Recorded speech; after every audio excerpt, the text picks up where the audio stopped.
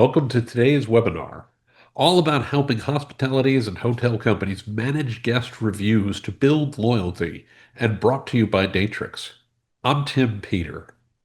I am thrilled to be joined today by three amazing panelists, and I'm going to take a quick moment to introduce them to you. First, we have Nancy Johns. Nancy is the head of marketing for JC Resorts, a collection of independent resort properties. Nancy is also the chair of the HSMAI Marketing Advisory Board and recently was awarded one of the top 25 minds in commercial strategy from HSMAI. So congratulations, Nancy, and welcome to the webinar. We also have Fred Bean. Fred is the founder and CEO of Hotelport, a leader in modernizing hospitality distribution, content, and digital guest engagement. Fred has built his career at the intersection of technology, service delivery, and reputation strategy, helping hotels to streamline their distribution, elevate content accuracy, and turn guest feedback into loyalty. Fred's a longtime friend of mine and somebody I'm thrilled to have with us today. So welcome, Fred. And finally, we have Lu Ming Wang. Lu Ming is the CTO of Datrix. Lu Ming's got an amazing career. He is the former head of data at Millennium, the third largest hedge fund, in the United States. He's also the former head of deep learning at Uber, the head of data mining at Microsoft, and helped build the pricing engine for Amazon. Maybe you've heard of some of those companies. Lu Ming, thank you so much for joining us today. All right, we're going to dive right in. And Nancy, I'm going to start with you. We know that a healthy majority of customers consistently say that reviews play a key role in their booking decision. But is that message getting through to hotels and restaurants, or should brands do more with reviews than they're already doing? Peter, thanks for letting me be here. It's an honor to be with this panel. Um, I would say that brands, the answer is yes and no. I think there's often not a structure in place, right? There's not an SOP that people follow. And so what happens with reviews that becomes something that's not the highest priority when it really should be. Not only does it affect how our customers feel and how our brand is seen, but also our search engine optimization. And when you think about it, especially if you're in a restaurant, you might be the person that is there working the floor, you've got a long shift, you're doing all these things. I think having that plan and making sure you have a plan that works for you and your business is really important. And I think that's one of the things that I look at first. Fantastic. Fred, anything you want to add to that? Yeah, over the last few years, as I've been digging into what we call reputation management, one of the things that struck me is that we operators usually look at this more like marketing than they do as operational logistics, which is Yeah. the way that I think that they need to be utilizing that information. Because if we are looking at it that way, then you can see the patterns, the tones, shifts, repeated issues so that you can figure out what's going on and make the adjustments from an operational perspective rather than just saying, oh, our scores have gone up, our scores have gone down, rather than understanding how to leverage that to be actionable intelligence, which is where I think there's a great opportunity going forward.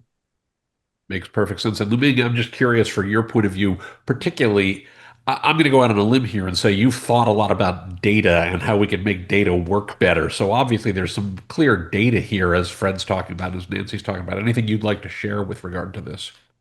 Yeah, so our customers actually come to us and telling us how important that the reviews are to them. And we have a customer, right? And having using the reputation management, and their review score actually skyrocket just after a few months, right? And they say significantly with the increase and the diner coming to their store and thank them for their listening for the customer. Sure. Yeah. Mhm. Makes perfect sense. Well, cool. So this leads into a really important question because obviously reviews, we all say reviews are important. We understand they're important. We know that they matter to the guests. But what is the quantitative business impact if we ignore reviews? Like if we leave them unanswered, particularly negative ones, I'm going to go out on a limb and say that probably has some impacts to the business. Nancy, anything you want to share there? It does. There's a couple there. I would say, first of all, Capital One put out a survey that was pretty interesting that 102% are less likely to choose a business that does not reply to all of its reviews versus one that does than doesn't. I think that's really quantitative. It's one of those things you think, well, who could not use more customers? I think everyone can. But if you think about in the hospitality side, what we saw was that 50% of the social reviews grew occupancy by 6.4 points, more than double the growth of those that didn't. So that tells me all day long, that's where I need to spend my time. Makes perfect sense.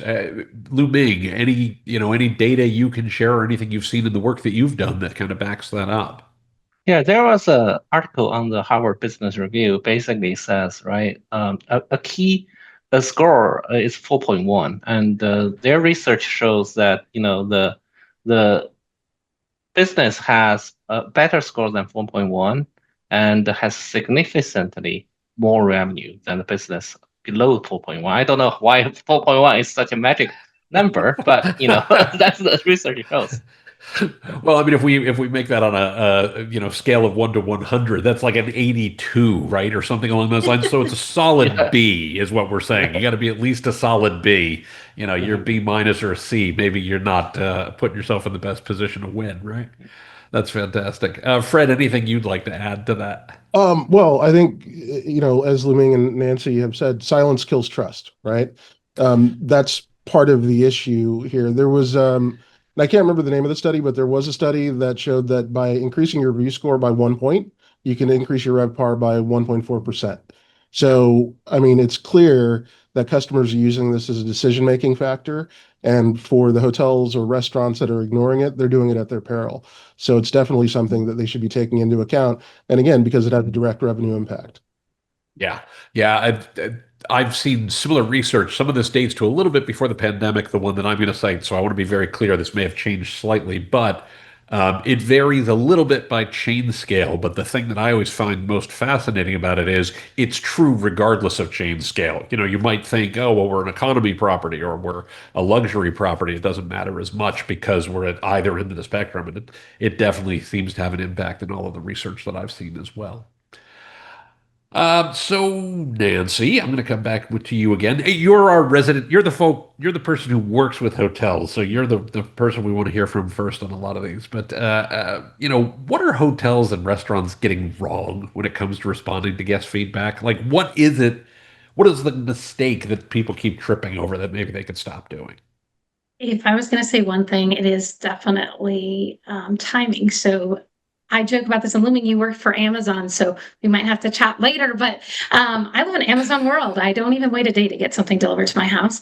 So when I'm sending a review, or I'm expecting someone to get back to me right away. And there was a really good Yext study that I liked, where it talked about that 69% of the customers are expecting answers within just like hours. So 6% are expecting within moments. I mean, who can do that? That's amazing. But 24 same day and 39 that will expect in a week. But that's changed a lot. Even 2019, people expected a reply within 2 weeks. It's just a whole different world now, and we have to have the tools and resources to help make it easier.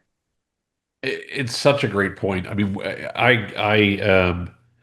a line that I use all the time is that instant gratification isn't fast enough any longer, right? We live in a world where people expect things immediately.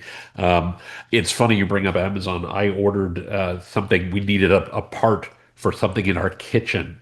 And it arrived, of course, as we're so accustomed to these days, same day. And it wasn't anything all that critical. Like, it's amazing that people just come to expect.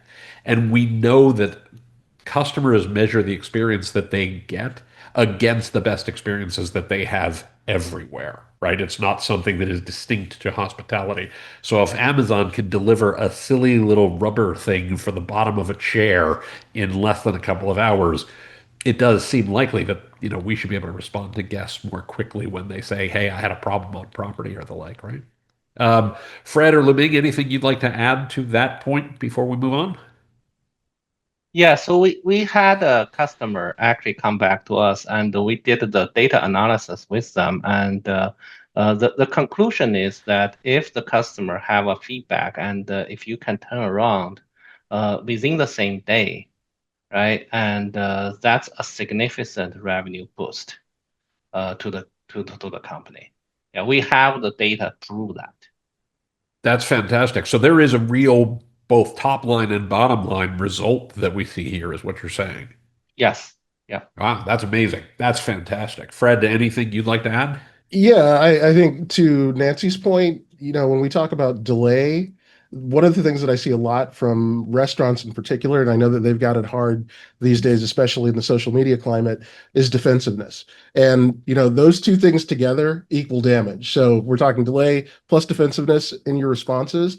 The timing and tone builds trust, which is what we're always talking about. And when you have late or generic responses, it breaks that trust. And therefore, not only the guests that you have already disappointed, but other guests that are looking at that to try to determine if this is a place that they want to go and spend their money, they're going to see that first and foremost, and then they're going to decide to go elsewhere. Yeah, it makes perfect sense. That makes so much sense. So when we talk about people going elsewhere, right? Because that's obviously something we're always concerned about. I mean, we as hoteliers, we as folks who work in the industry, we as restaurant operators, etc. How are guests like making their decision? I mean, when we think about what good guest engagement scores look like. If you go on most search results or things like that, you're going to see a lot of properties, a lot of results between 4.1 and 4.6, right? It doesn't feel like that. It's very rare you see a 1 and a 5. They tend to be in a fairly narrow band. So how can guests truly differentiate? Lu Ming, I'd love to hear your thoughts on this one. Yeah, score actually is important. As I mentioned, right, the research shows that 4.1 will get people interested in at least, explore, right, whether they want to stay with the hotel or eat at the restaurant. But I think the underneath data is also important, right? For example, when I try to go to a hotel or restaurant, right, I look not just the score, but I look at the low review, right? And I say, okay, for those who gave 1 or 2, right? What they say, are they consistent, right? And is the property or the restaurant addressing those things, listen to Yeah. and addressing those things? That's important because if the hotel or restaurant already address those issues, then that's become non-issue, right? And then I will be very happy to go there. Yeah. Yeah, I've always heard it said, and I'm a big fan of this saying that, the response isn't for the person who wrote the review. It's for the next guest who sees that response, right? Right. It's for the people who are reading those reviews.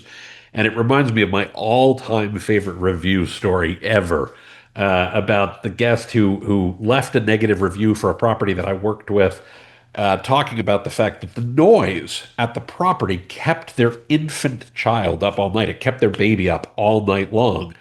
And obviously, that's a problem if you have a baby. The property was on Bourbon Street in New Orleans. Right? So maybe the guest might not have had the best expectation going in of what they should expect at a property like this. But the reason I tell the story was that the property did a brilliant job of explaining that they always try to take the needs of their guests into account. They do recognize that there's going to be street noise, especially at the front of the hotel. And, they're always happy to place guests towards the back of the hotel away from the street to minimize the street noise as much as possible. But I thought it was a great response to show future guests, hey, we understand that, that there can be noise sometimes in some of the rooms. That's probably why you're staying on Bourbon Street. That yes, they have places where you can have a better experience if you're worried about getting some sleep. And also, maybe if you're bringing a baby, maybe we're not the property for you, right? You're getting the right guest in the door at the first place. So I think your point is really well made about making sure you're showing responsiveness and showing you care about the needs of not just the guest who left the review, but any subsequent guests. Fred, anything you'd like to add to that? Well, I'm glad I'm not the only one that looks at the negative reviews first. I thought I was the only one. I thought I was weird like that, because I think that's important. But I do also think, while the ratings are important, if you really look at the data, customers are reading between the stars because they do want to see how, yes, the ratings are important, but they do want to see how quickly the venues are responding, whether there's empathy, whether it's consistent, those things that signal that they actually care, because that's actually what's going to set them apart. And one of the big complaints that we've always had in the hotel industry, everybody keeps complaining about guests being so focused on the rates. But when we're seeing that customers are engaging with the properties, then they're starting to look at the value that's being provided, which is really where the hotels want to be, and also restaurants as well. Nobody wants to argue or debate about the quality of their services based on price. They want to talk about the value. And this is an opportunity to get the customers focused on value rather than a particular price point. Such a good point, right? Because value is really that equation of how did it meet my expectations relative to the price. That's right. Um, we've seen in data that we've dealt with over the years that when people talk about price specifically, it usually means they had a bad experience. Yeah, When people talk about value, it usually means they had a good experience. So I that's think right. that's a really key point that you call out there. That's great. Nancy, are reviews useful as a business intelligence tool? Like, can we do more with them than we're doing? And what insights do they reveal that maybe we don't already know?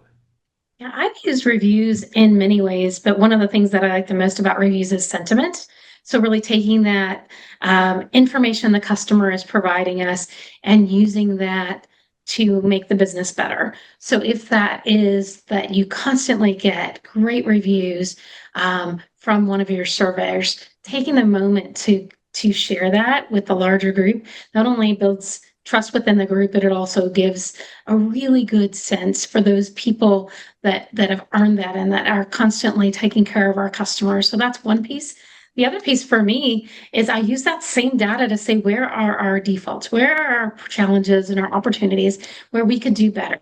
And we think about what we could do better. Yeah. What we want to think about is how do we make a change? So, for example, at one of the hotels I was at, we were looking at what we were going to put into the budget for next year for FF&E.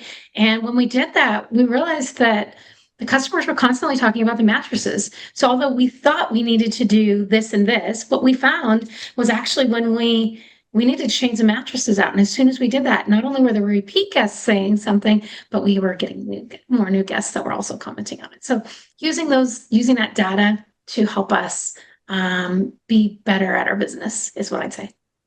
That makes total sense. I knew of a hotel once that got found that a bunch of negative reviews they were getting about the Wi-Fi were all coming from a certain block of rooms, like a certain floor or a certain area, a certain corridor, and they just used that to go ahead and say maybe we just need to put another range extender there, and suddenly all those negative reviews went away. So that's a really great point. Fred, anything you'd care to share on that topic? Yeah, Nancy's response was pitch perfect because what I was going to say is that, reviews aren't just feedback, they're signals, right? Because she used the example of the beds. You have a bunch of guests that are mentioning a particular problem. It's not necessarily a complaint, it's a call to optimize. And Nancy and team took it as such. I mean, that's exactly the way you want to use reviews as data. So I think that was a perfect response. I couldn't say anything better than that. Especially when I think it was mentioned earlier, 81% of travelers check reviews before booking. And so if I know that the beds suck at a location or the beds have been a problem, I'm not going to go there because I need a nice bed. So excellent, excellent. That actually should be something that we have a video snippet of because that's a perfect way for hotels to utilize guest review data. I love it.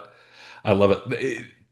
So, in some cases, though, I mean, this is great. These are fantastic stories. I think they all make sense. Obviously, I'm on board. But in some cases, we know that keeping up with the volume of reviews can be a challenge, right? Especially if you're a larger company, or if you're a restaurant, as you say, you've got a million things going on and the like.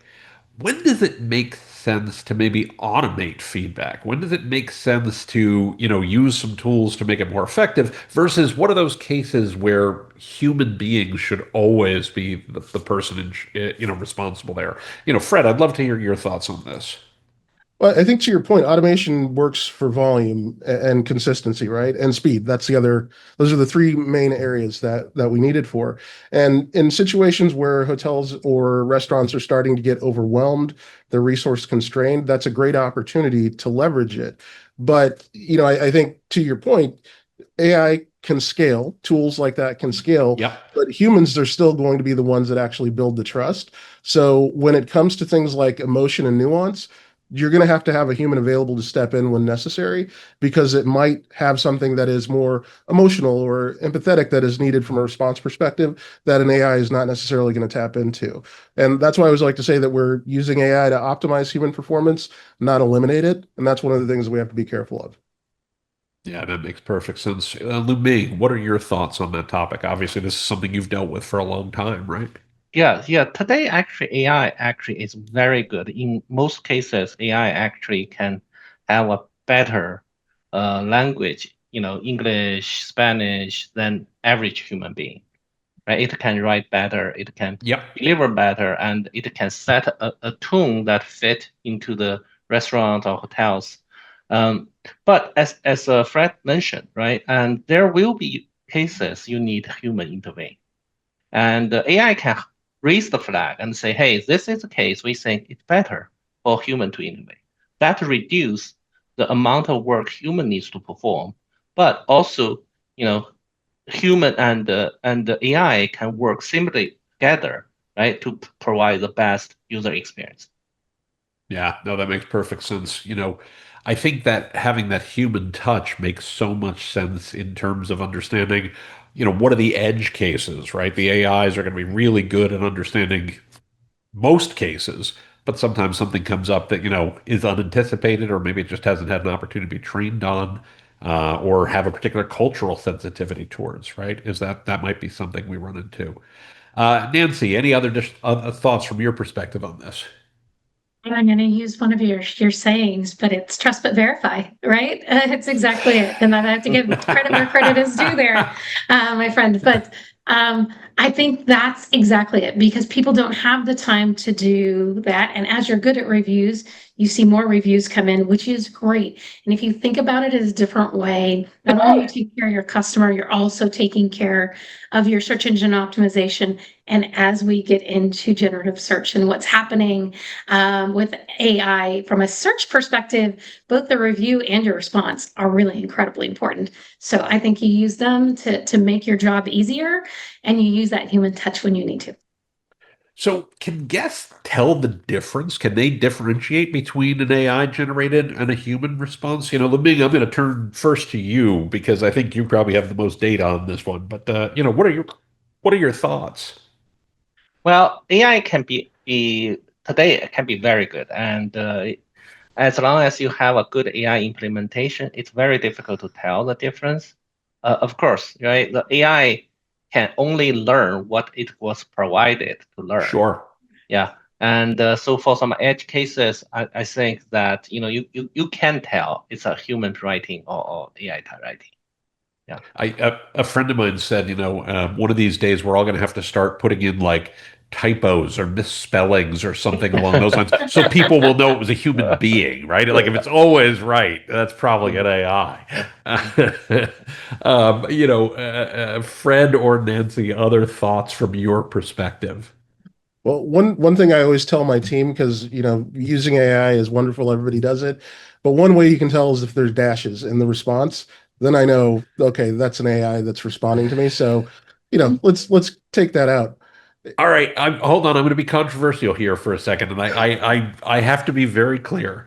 I think this is really funny because I think folks know I just wrote a book, and I use M dashes all over the place, and literally this whole idea, like this whole thing, I was trained to write a certain way back when I was in school and the like, and when that whole thing broke, literally as we were going to print, I was quick doing a search for like how many M dashes were in the book, and it was a lot. And I'm like, no, no, really, I wrote all this.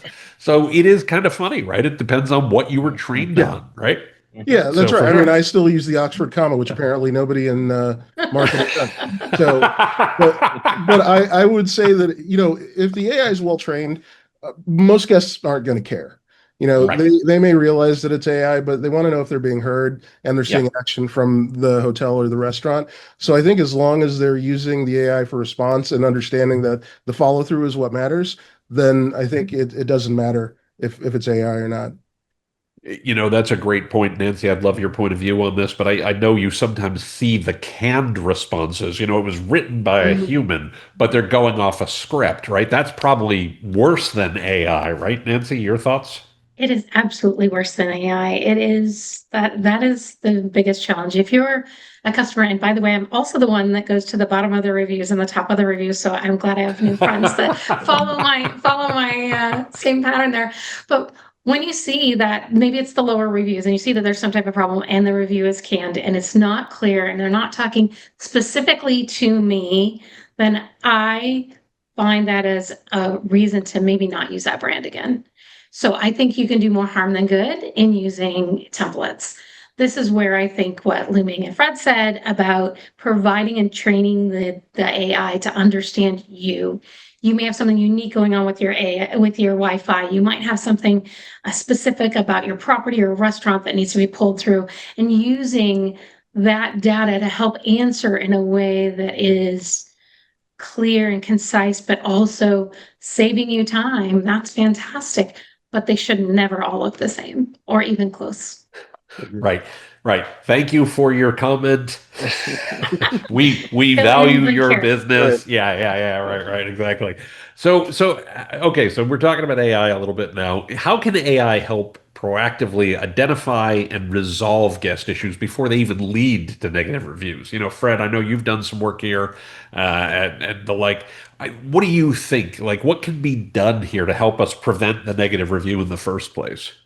Well, part of it is that we've got to be looking at this guest engagement and reviews as a strategy. And, if you put the infrastructure in place, you can have the AI turning your feedback into a feed forward loop, right? You can connect reviews, messages, service data. You can resolve the issues before they go public. But also when a guest is in house, that's also a critical piece where they are giving feedback. Sometimes it's real-time feedback through the third-party channel that they booked, and hotels aren't responding to that information because oftentimes they're getting overwhelmed with those messages. But that's a customer that's in house right now that could potentially be a negative review because they're not getting a response. Like Nancy was saying, they want it immediately. And so I think there's an opportunity for that where you're leveraging that data, resolving the issues in house, but then also informing to make the other decisions, like Nancy said, where, hey, we're replacing the beds or we're going to be improving the Wi-Fi, things of that nature. I love that. That makes sense. So, what are some common pitfalls when when we use AI for guest reputation or reputation monitoring or feedback or the like? Lu Ming, let's start with you, and then we'll go to Nancy and then Fred. The AI can provide the insights and it also can make suggestions of the actions, right? So it's very important human work together with AI. If a human doesn't take actions, I mean, the insight is useless, right? So yeah, give you one example, right? So we had a customer, so they are actually it's a ski resort, right? So they have a very small parking lot in the front, but pretty large on the back, right? And so they got a lot of negative reviews saying, hey, your parking actually is a problem. And so our AI actually suggested because there is a customer mentioned that, oh, there is a large parking in the back, and so AI is actually suggests them to put a sign, say, hey, here is to more parking. That just solved the problem, right? But if they Right. don't take the actions, then the AI it just provide fall into a deaf air, right? Yeah, Right, making it faster for you to not do a good job, right? I mean, that's Sure. that's kind of what I hear you saying, right? yeah, mhm, Just speed up how quickly you can piss off your customers if you're not actually taking care of what their concerns are, that's right? right. Yeah. No, that's a great point. Nancy, any additional thoughts on this? I think Leming said it well. I think it's really about, especially if you're first starting, whether you're using a tool or a chat or whatever you've decided to use, really teaching it what's important and making sure they understand that you do have that parking in the back, that you do, what's special about you. And also, since I'm a marketer, Your branding. Are you talking like yourself? So make sure that you're sharing those things and giving it a good place to start and teaching it, especially as you first come up with the AI. But I thought Lumi did a great job. No, that's great. These all sound great, by the way. What I also hear when we talk about AI, we talk about technology, etc., it could be expensive. How can hotels implement AI driven reputation tools without either large IT teams or large budgets? Fred, why don't we start with you? Well, I think that's one of the beautiful things about AI is that it doesn't have to be expensive to be effective. There are a lot of plug and play tools now that give independents, brands, restaurants, any size of venue access or the ability to dip their toes in the AI waters, from $100 a month and up, really depending upon the level of sophistication that you need and how it needs to be integrated with other systems that you may want it to talk to. So, when we work with customers that are coming in, whether it's a small hotel or restaurant, it's like, okay, give us credentials. We can set the system up. It will start aggregating the reviews and also then start to learn the tone and understand how you want to communicate with your guests. And going back to your previous question, that's another piece that's really important is that, a lot of people think that the AI is going to be set and forget, and it's not. Right. To repeat what Nancy said earlier, you got to trust but verify, right? Because AI does, at least in the beginnings, there were things that it did where it kind of made things up on the fly. And what we like to tell our customers when they're coming in and using our Reputation AI product, for example, is the first 30 days, we want to make sure that we are reviewing the information and training it to make sure that it's speaking like you do to your customers. So Yeah. go through in those first 30 days, you've got 48 or 72 hours to review the responses, make sure that they're pitch perfect to what you're looking for.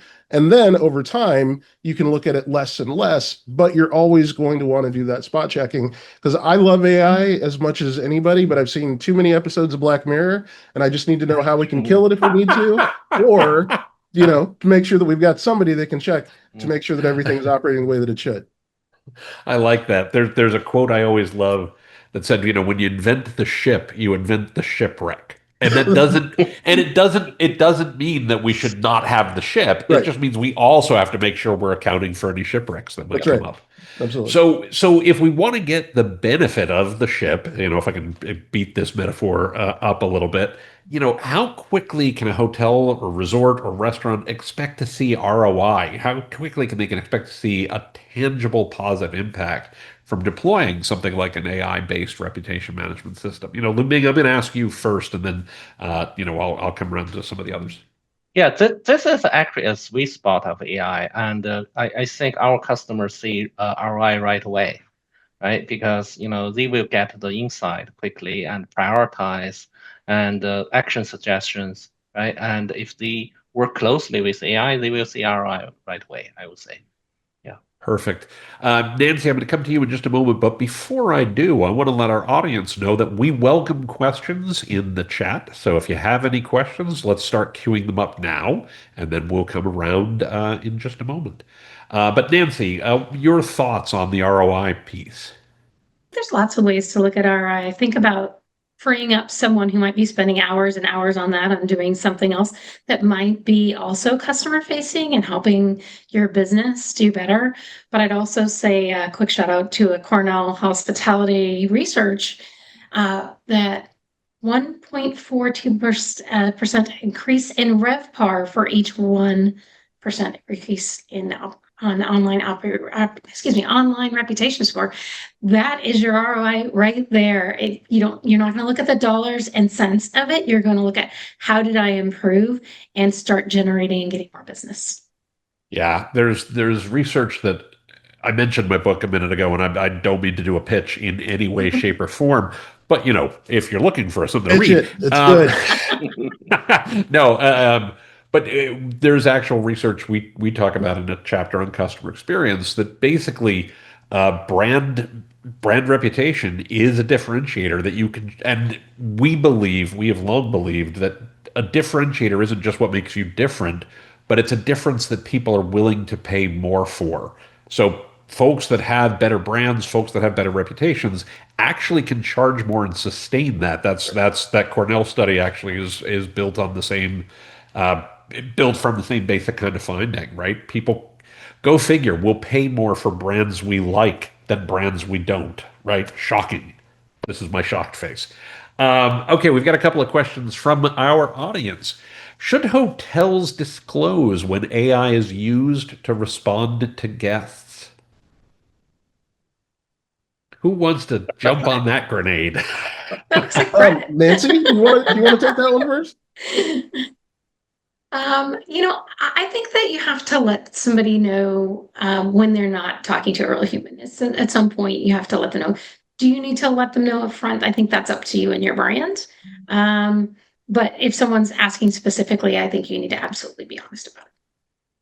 Yeah, that makes sense. Leming, you have some thoughts there? Yeah, I actually my reply is another question. If you hire interns, just copy paste. Do you disclose that?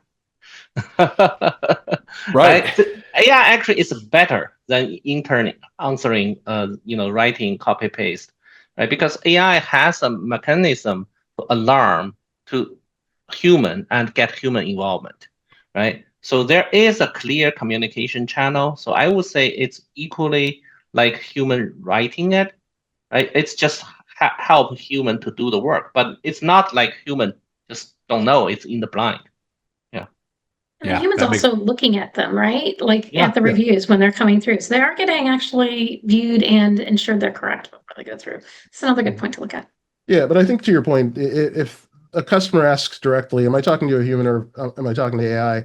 You don't want to lie to the customer, right? right. You want to tell Right. them, yes, I'm an AI. Would you like to speak to a human or something of that nature? But I think it's one of those things that's a bit of a challenge because it really, public sentiment may go one way or the other related to it. Because if customers automatically then assume that every review response is AI, are they going to interact with it? That's something that I think that we're on the bleeding edge of that we'll find out as things change. I think a lot of the younger generation are used to it at this point, but I don't know if people like myself, a dinosaur that's a Gen X, might get a little bit annoyed when the AI doesn't give me the right answer or something of that nature. Fred and I belong to that dinosaur species of the Baldosaurus, is what we are. That's right. We share the same barber. Um, um, Obviously, not a lawyer. Please, please, please. This is not legal advice, but obviously, you should talk to your own lawyers about this. There is something to be said for if you're gathering data and the like, you want to make sure your privacy policies and your terms and service, are clear about how you're using that data in whatever jurisdictions you happen to be in. Yeah. Um, can large language models be trained on your property's tone of voice? Can we talk about that a little bit? I'll take it Yeah. first and I'll let whoever that's on marketing. I've got that one. Let me jump in. Absolutely. There's actually some really great tutorials out there on how you can set up so that it does understand your voice. It does understand what you're trying to accomplish. It understands the words you use and the tones. And I think that's incredibly important when you're working with AI to make sure that you've done that work. Because if you've done that work, you're going to get a better output. Again, you should trust and verify, as Fred says. But it should make your job a lot easier. And there's again free opportunities out there that you can look at that will show you exactly how to do that. In the interest of time, I want to make sure we get this one in. Since you brought up trust but verify, and Fred, I know you said the same thing. How do you measure the quality of AI written guest responses over time? Right? How are we actually verifying the quality of the response? That's a great question. You want to pass? I do think that part of the determining the level of quality is looking at the sentiment of the customers, because oftentimes when you make a response to a review, the customer is going to respond positively or negatively as to whether or not you've resolved their concern. And I think we take a look at that, and then we see the trend over time as to the quality of the reviews that are coming in. Because one, if we're using it as operational diagnostics, we'll see that we're taking that feedback, we're listening to it, and we're making improvements from an operational perspective, which should thereby increase the reviews from a scoring perspective going forward. At least that's my perspective on it.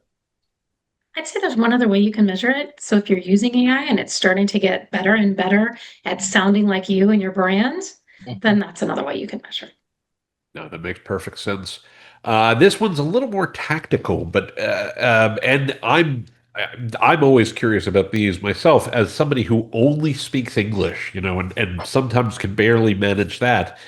Are multilingual AI responses as effective in guest satisfaction as native speaker replies, right? So if we're using AI to respond in Spanish or we're using AI to respond in French or something along those lines, are they as effective? I'm gonna kind of turn to you first because I bet you've got the research on this. But obviously, if Nancy or Fred, you want to join in, please do. But Lu Ming, please. Yes, so actually, large language model today for the common language, like the top 20 languages, they are doing better than average human. And sometimes they are actually, go to the expert level. And also, sometimes people writing in mixed language, right? So they maybe Oh, have a sure, It's part of true. the Spanish and the English mixed together. sure, And, AI has no problem working on that. Yeah. cool. No, that's great, Yeah, I think it's important. fantastic. We are getting what we've always wanted, right? Which is one-to-one marketing or communication with the guest at their level and the way that they communicate. And AI is enabling that because we've had, you know, in the codes list for hotel content, for example, the different languages that are available on property has been something that's always been a concern or a need. But now the answer can be we speak 20 languages. Here's how you can contact us and articulate whatever the response is to the guest as needed. But it's that one-to-one marketing message that we're now able to get at the level that the guest is communicating with us at. So I think it's a great opportunity as we go forward. I think I know the answer to this one based on the answers you've already given, but is Gen AI ready to manage high stakes guest complaints? Yeah, and specifically complaints. Somebody comes in with something really negative or really they've had a terrible experience or they were mistreated or if they feel as though they were mistreated. Do we feel like AI is ready for that? Yes, I do. I think again, leveraging it from a data perspective, because it's still that human AI engagement here where it can understand the nuance of the guest complaint, it can make the response accordingly, but it should also be notifying the human that there may be some additional follow-up that's needed here, especially depending upon this actually came up in a conversation a couple of days ago. In today's environment where businesses can get canceled for whatever reason, and all of a sudden you see a trend of one-star reviews coming in. Now, the AI can respond to all of those, but clearly that's a trend that needs to be communicated to a human because there may be some other things that need to be done to address whatever is going on. So I think there's still some opportunity to optimize how that works because I think we need to account for that because that's something that's going to continue to happen as we go forward. But as far as on the one-to-one responses, the AI can absolutely accommodate that from what I've seen so far. Fantastic. We're coming up on the end of our time together, and I've got two questions I'd love to sneak in here in the 3 minutes that we have left. So, if I can, where and how should hospitality brands start if they want to build reputation as a long-term brand asset rather than just a reactive metric? Nancy, let's start with you. So if your reputation is your brand, it's your name, it's your business, it's your future business. It is what you're doing. And what Fred said, where you're literally getting the opportunity to now talk to your customer one-on-one. We didn't used to have that opportunity easily. So think of it as this is how you're going to get your future guests and retain your repeat guests. And so I think that's how I would. Cool. Fred. Well, I think it's, as we think about reputation management, I mean, everything is a part of guest engagement and it has to become a strategy and it becomes part of your strategy and informs the strategy, but also making sure that we're leveraging it as business intelligence. Because as I mentioned earlier, when we read between the star ratings, as customers are doing as well, it allows you to make informed decisions about where you're going to be spending your budget, what you're going to be promoting, what guests are resonating with, so you can make the adjustments accordingly as well as being proactive about certain measures based on the trends that you've been seeing from the data. So I think as long as you look at it as a strategy and not just as a marketing task that you have to execute, you'll be in much better shape going forward. Yeah, that makes total sense. I've heard it said, and Nancy, you said something very similar to that. In some ways, your brand is only as good as your last 10 reviews, right? So Mhm. you're clearly I think that makes a ton of sense. Now, we've talked about an awful lot today. Leming, I'm going to start with you and then Fred and then Nancy, but given that all of that we've talked about, what is one takeaway that you'd encourage our audience to put to work right now to improve their management and drive greater business results? So, Leming, first you. Yeah, I think people really should think AI is a powerful tool in their toolbox they can use to leverage, right, to help them to increase the customer user experience and help them to reduce the cost. And I think they need to think about and take action. I think that's a very important part is take action. Yeah. Perfect. Fred.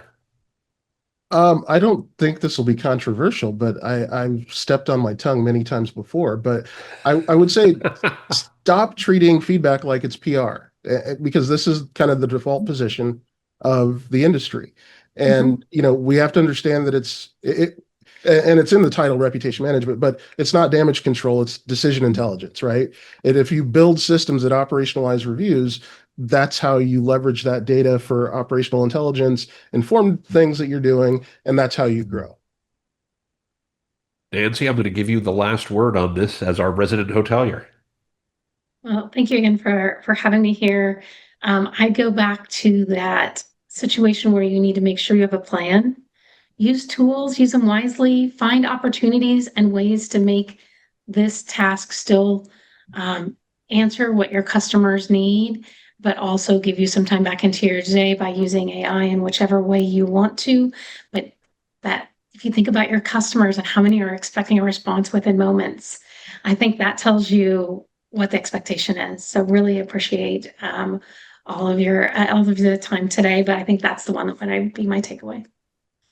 Fred Bean, Nancy Johns, Lu Ming Wang, and our wonderful audience. Thank you all so much. We hope you've enjoyed this webinar, and we do look forward to speaking with you all in the future. Have a great rest of your day. Thanks, Tim. Thank you. Excellent job. Mhm.